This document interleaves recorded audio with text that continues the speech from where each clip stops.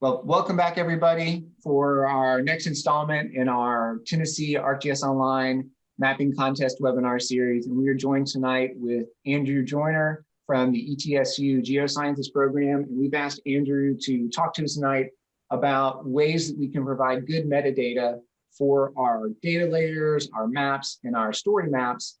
And not only is this an important component of the scoring criteria for the actual contest, but it's also one of these good practices that helps make your content more applicable and more useful for folks. So Andrew, thanks for joining us, and take it away.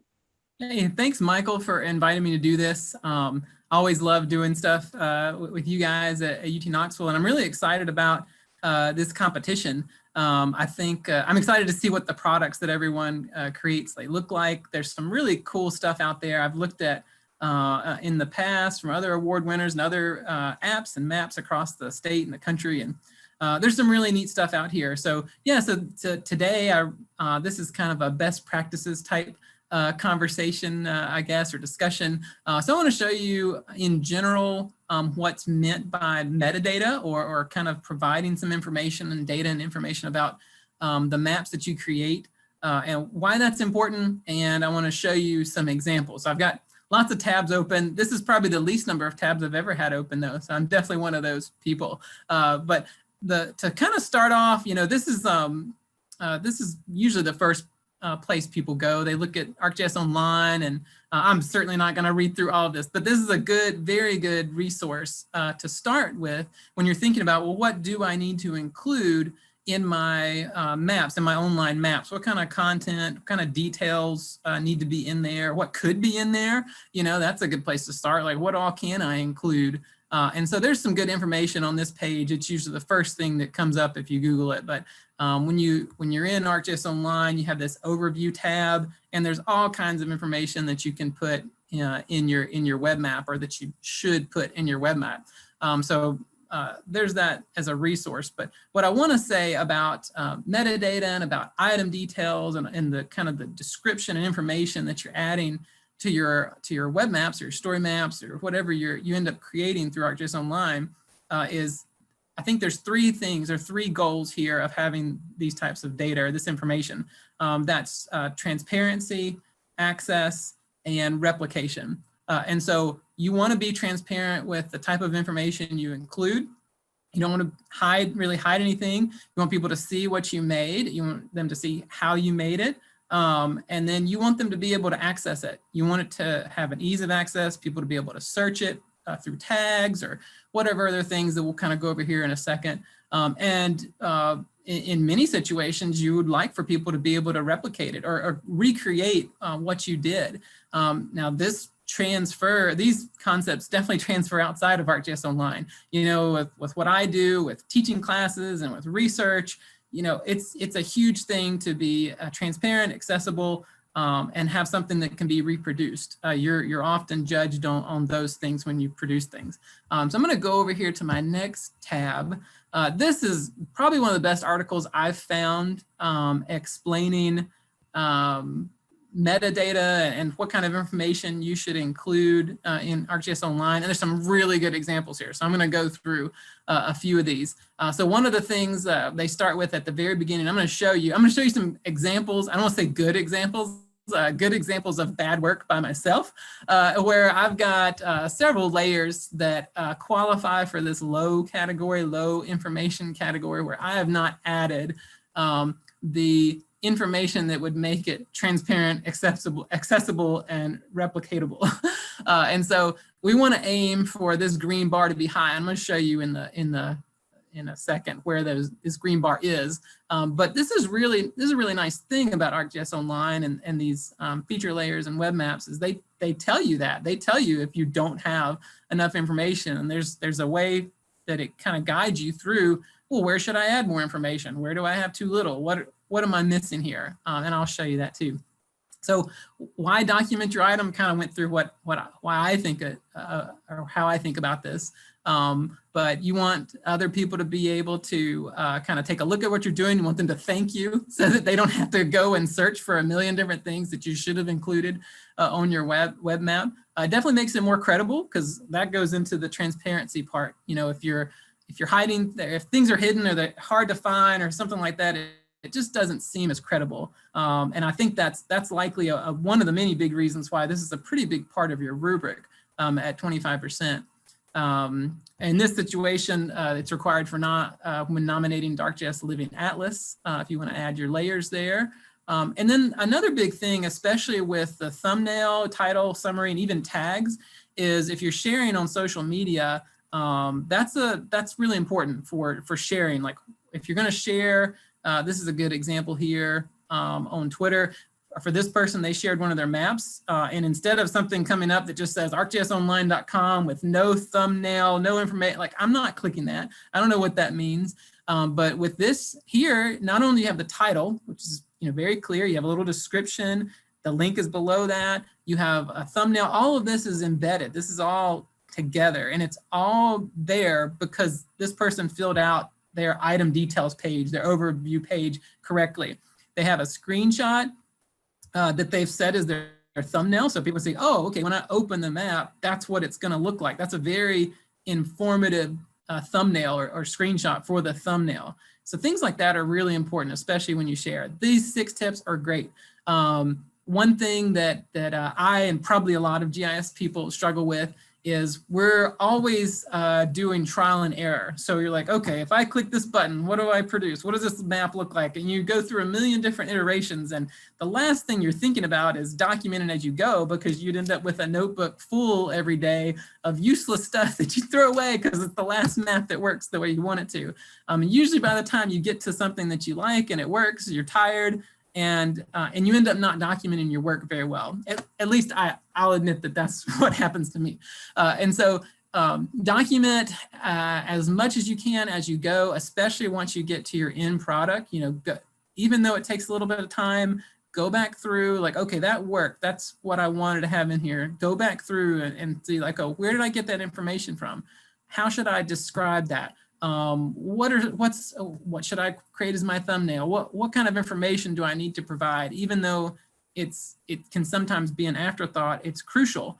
It's crucial for the content of your web map. So document as you work, cite your original sources. This is very important for the replication part. If I can find a map or web map or story map or whatnot and go down to the bottom or whatever section and find, like, okay, where did they get these data from? Certainly right now, a lot of people are doing web maps and dashboards with coronavirus and the spread of that. And it's incredibly important to know where certain data came from so that you can go look at those data sets. Maybe you want to make something yourself. And so, citing your original data sources is pretty important.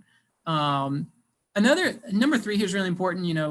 You work really hard on these maps and you kind of get lost a bit. Like you're very familiar with your map, but often no one else is. And so you got to think, what if someone came across my map? What would they think? What would be their first impression? Would they understand what my map is about? Would they understand the content of my map? Have I explained things well enough? Do I have the proper citations or details kind of in my metadata? And I mentioned this earlier, effective tags. You've got to think, like, if you're doing something on, I don't know, the Tennessee River and pollution, which a recent student at UTK did a really nice web map on that, or story map on that. If you just use Tennessee as your only tag, I don't personally think that's a very effective tag. There's lots of things that could be included under the tag Tennessee. So you've got to think Tennessee could be one, Tennessee River, pollution, like all of these things that make your map unique and easier to search. This could also be important. I'll show you here in a bit too. Not necessarily maybe related exactly to what you guys are doing, but if you're building a data site or data hub and you put the correct tags in, then you can actually group your data in a way that puts it into more easily searchable kind of categories. And I'll show you that here in a little bit too. So let's see. I mentioned the thumbnail several times. It's very important. If you don't have a thumbnail, there's going to just be a default kind of tessellated map or something. There's going to be something there, but it may not be what you want, and it probably won't be as useful as what you could make on your own. And then, you know, there's all kinds of other things you can do. And actually down here, this blog shows a really good example using color and images to kind of give even more information. So here's the web map that was linked earlier, looking at children's living arrangements in DC. They took this screenshot with the pop-up, and that's what they used as their thumbnail there. So you can see over here on their overview page, you can see that they're pretty high up on this green bar. Looks like the one thing they're missing here is add a longer description. So they've got some really nice information here. A lot of good information to go off of. If someone found this, they'd know a lot about this map, and they'd probably be able to, if not reproduce it, at least understand how it could be reproduced. So apps and story maps. Here's one: occupations vulnerable to extreme heat. So this is a tabbed map series. You can see the maps up at the top here. So if we go to the detail pages here, you've got a great amount of information. What they did that's really nice is they used colors here. So you've got colors that match the information on the map. I've never done this before. Within the description section, I thought this was pretty neat when I ran across this a couple of weeks ago. And so everything has an items details page. So that's really good overview there. So I'm going to go give you some examples here. I'll start with, here's a dashboard that we've created here at ETSU. And so let's go down here. We've got a lot of information here. You know, some things are pretty clear. Down here, if you want to find out more about it, we've got some of the metadata here that's part of the dashboard. We've got links to where we found our data from. So we've got our data sources here. We've got contact information that may be needed. We have information about when the page was last updated, which for something like this is really important when it's created. Contact information if you see anything wrong. And a little bit of a disclaimer down there. That could be important depending on what you're doing. You may not need to add that type of information, but it really just depends on what you're doing. So if we go to the item details page for that dashboard, this is one that I've done a decent job with. I'll show you some that I haven't done a decent job with. And so we've got our thumbnail here. You instantly know based on all of everything you see in the media that this is a dashboard about the coronavirus. You know, I could put a map there that shows Tennessee. Like there's a couple of options, but we started off with that thumbnail, and we found that it was effective when we shared, and that people instantly recognized this as a coronavirus resource. And so we've got a little bit of information up here at the beginning, a little bit of a summary. We've got some description here. That's the area where, if you go over here, move my screen here a little bit. If you go over here, this is really so nice. If you click, let me go back to that so you can see it. If you click learn more, it's going to tell you what you've done a decent job on and maybe what you need to do a better job on. And so add a summary. I have a summary up there. I have a thumbnail. I have a description, but it's not too long. So maybe I need to add a bit more information to that description. Maybe I need to add some imagery. You know, the one I showed you on that blog, color coded, like this would benefit from some more information there. I have a title, I have tags, I have terms of use. So there's a lot of information there. If you go down here, I've got my tags that I decided to use. I could probably should add a few more, but I have Tennessee, I have COVID-19, I have counties. And so for us, for our purposes, that ended up being pretty good. So that's the type of information that you can put kind of in your overview for your details. You could put even more information on here too. But this is a kind of a good start. And you can get some metrics up here too. Let me go over here. So this is a completely different type of product. This was built through kind of the builder, experience builder, and still an ArcGIS product, but pretty different, almost like a website. So this is the COVID monitor. There's lots of embedded web maps on here. They have their own individual, like separate kind of about page where they go through very detailed descriptions of how do they find data? How do they publish it? How can you get access to it? What are maybe some of the issues with accuracy? How do they verify things? There's a lot of good information. This is especially important in public health settings to have this level, if not more, of a level of detail. So this is its own kind of web page, separate from that item details page. Down there in Knoxville with Michael, the data center has done an excellent job with their Tennessee COVID-19 case tracking dashboard. They've got all sorts of information on this. I check this at least a couple times a week, especially looking at this line down here. But there's a lot of great information. Let me close this real quick so you can see. If you have this little window that pops up on the left, there's just great information here. Not only do they link you to where you can download the data, you can verify it yourself, you can see what's in there, you can create your own maps and information. They also have other information, you know, who created this? Is there a copyright? They're linked to their website. What is this nowcast, which is this chart down here? What is that? Can I find out more information about that? I was on a call last week looking at overdoses in Indiana, and the particular map we were looking at, they use some type of heat mapping approach or hotspot approach to mapping out where overdoses occur most often, but they did not have an information tab like this, and it was a good map. I don't want to criticize it, it was a really good map, but we were unclear about how they created those hotspots. There's so many methods for creating hotspots, and it's something that we wanted to consider in Tennessee, but we would need to dig a lot deeper to figure that out. Whereas on this particular dashboard, all sorts of information and links to more information that you could learn about how everything was produced here, why it was produced, who produced it, who do I contact. Just a really excellent job with making that information, that kind of metadata information and background data information accessible and transparent. Over here, this is an example of a map, a cascading story map that some of our students worked on about 2 years ago in our department. And there's some really good information here. So with the cascading story map, there's all sorts of details that you can embed in the story map. We had this particular group, they had links within the story map for where they obtained data for each map as it came up. So as you scroll through, here's the eTrims data, which is a database from TDOT for crashes. And they were able to obtain that information and map that information. And then further down here, they started to develop kind of their hotspots. So you can slowly see them pop up on here for where we see crashes in the Johnson City area. And they went through exactly the methods that they used to produce these maps, which is, you know, a little bit beyond this overview and items detail page, but it's information that's important for replication.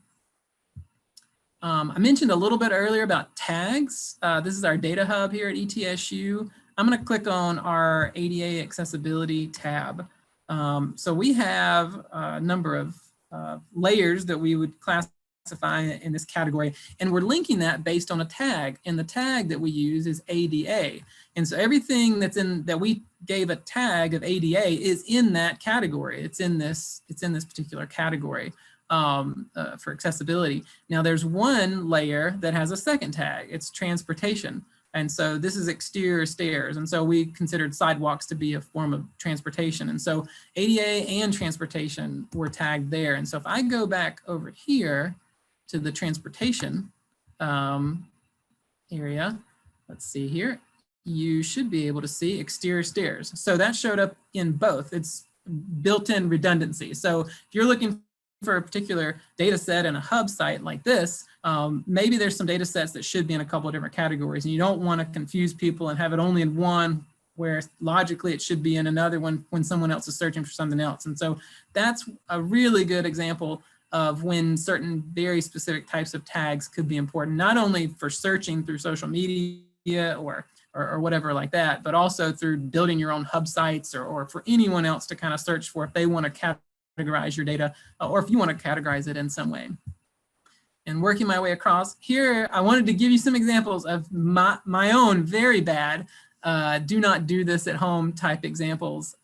So we've got lots of layers that go into our coronavirus dashboard that we've built over time. And these were definitely built like or finished at 3 in the morning or, you know, something like this where you're trying to get something out and update it. And the the last thing on your mind is filling out these kind of information sections. And so there's a title, so it did good with that. But incidence rate for what? Incidence rate for I don't know, mosquito bites, incidence rates where, I mean, the thumbnail at least has Tennessee. So, it's something about incidence rates in Tennessee, but who knows, what.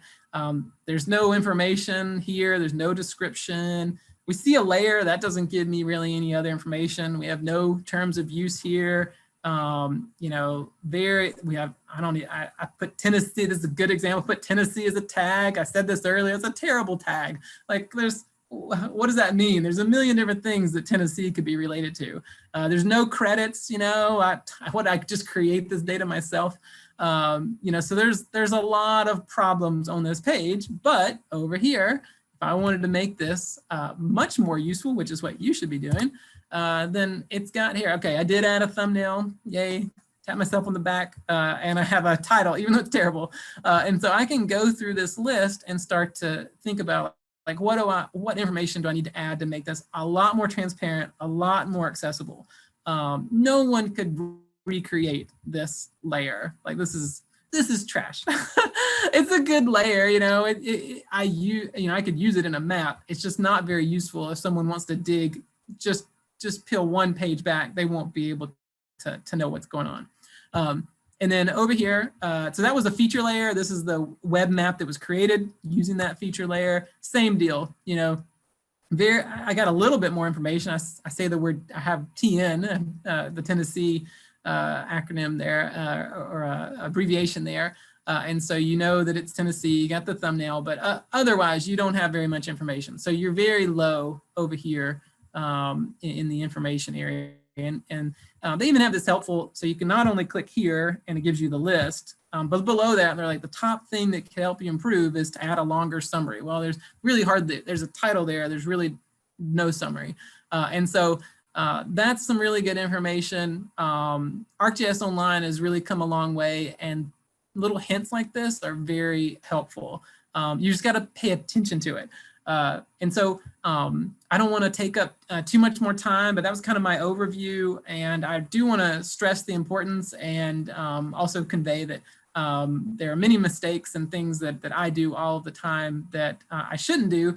But I think it's very important to have this type of information for your web maps and any kind of ArcGIS Online products for the kind of the reasons I went over. So hopefully these were kind of clear. And I don't know, Michael, do you have any questions or things you want me to review again? This is great. I learned something new today. I never actually clicked that little learn more button, so I had no idea that was going to give me a checklist. Yeah, nice. So that's really cool. And I love the fact that you gave us some really good examples, and then you even picked on yourself, because I do the same thing where I'm in a hurry and I'm just throwing something together to see if it'll work. And then it does work, and then I don't think about it again. So I don't think to go back and help people understand where this data came from and what it's good for, maybe even what it's not good for, because depending on what you're creating, there could be that situation as well. I did want to share one example that Brian Smith's students have used in the past, and that's in the description. So Andrew, can I get you to hit the edit button in the description section there? So if you've not worked in this area before, you've got this ability to do all sorts of different edits and changes here in the description area. And one of the things that Brian's students have done in the past is they have recorded themselves in front of like a virtual green screen, explaining their story map. They explain where they got their data, they explain their methodology, they explain how to read the results. And they can do that in like a 3-minute recording. And then they actually put a link to that right here in the description. And so you can have everything written out, but then you can actually like have a voice that explains it. And I think that actually adds a lot to the ability to understand what's going on in this project that you've been working on. Yeah, I'm glad you added that. One of the resources I started using late last year for some of the coronavirus mapping, they added their own video in that same spot. And it was extremely informative, and I kept looking for it again, and it was one of those things where I can't find it. I can't find, because I wanted to show that too. So I'm glad you said that. There's a lot more you can do here. I hadn't thought about the color color coding the text, but you can clearly do that as well with the editing capabilities here. Yeah, and I love all the examples you showed where, you know, those of us in the GIS world, we always think of metadata as something that's kind of tucked away and hidden on the back end that you don't really think about.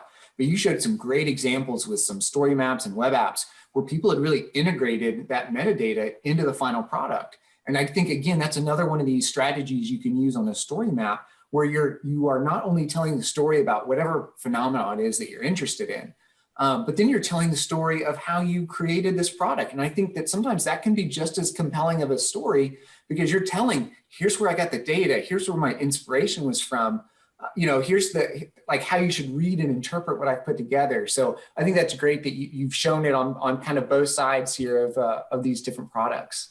Yeah, yeah, it's definitely something that we all need to think about more. And I'm glad that it's a very important part of the mapping contest. That it's 25%. Is that correct? Of the group? It's a quarter of the results. I mean, that shows how important it is. Yeah, well, Andrew, thank you so much for spending your time with us. I'm going to ask you to, if you don't mind, to grab those hyperlinks that you've got up there of the ones that were important, and then maybe throw those in an email, and then I'll put a link to those in with the video as well. Yes, those are good resources. I'll do that. Well, Andrew with ETSU Geosciences, thank you again for spending part of your evening with us, and we really, really appreciate your help. Thanks, Michael. See ya. See ya.